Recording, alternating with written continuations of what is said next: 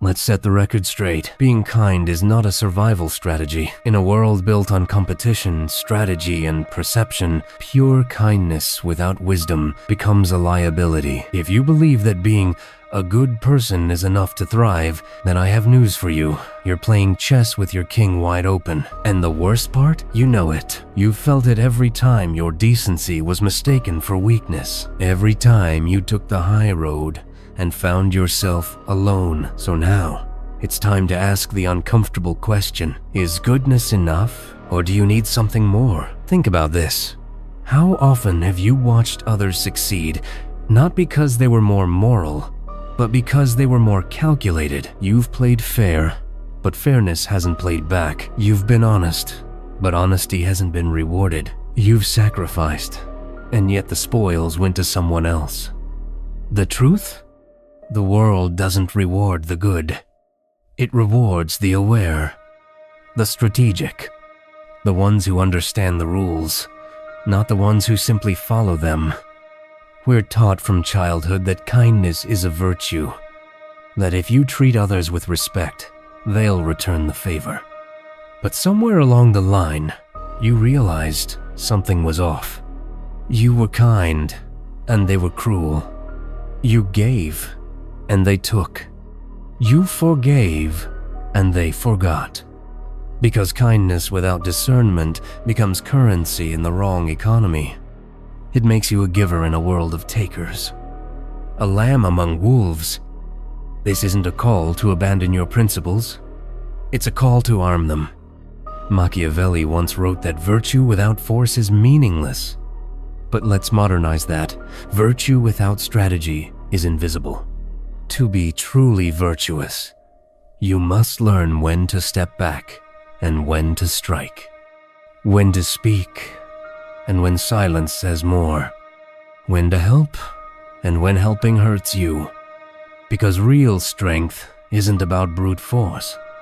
It's about precision, knowing when to show your cards and when to play the bluff.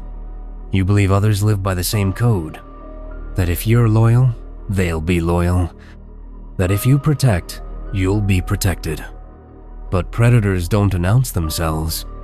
They come dressed as friends, as lovers, as mentors. They flatter, they promise, they take. And if you haven't learned to see through the mask, you've already been chosen as prey. Here's where everything changes. The world isn't controlled by truth. It's controlled by perception. It's not enough to be intelligent. You must appear intelligent. It's not enough to be capable. You must project capability. Why do people follow the bold rather than the wise? Because certainty, even when flawed, is more magnetic than quiet competence.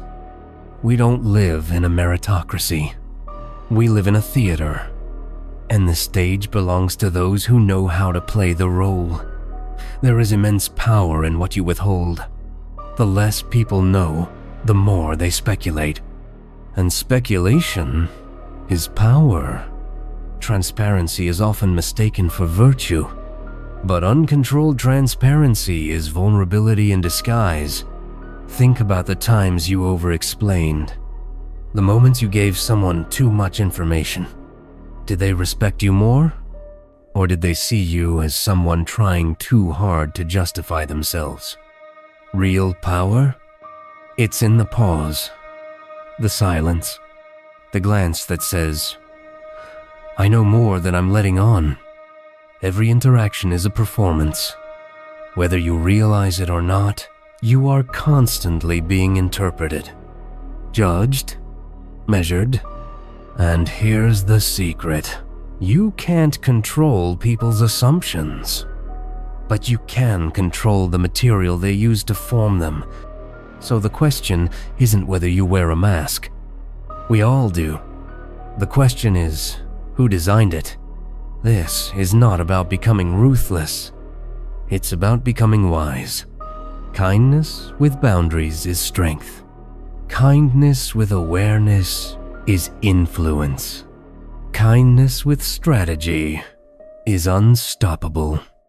You don't have to become the villain, but you do need to stop being the fool. Start seeing the game. Start playing the long strategy. Learn when to be generous and when to be calculated.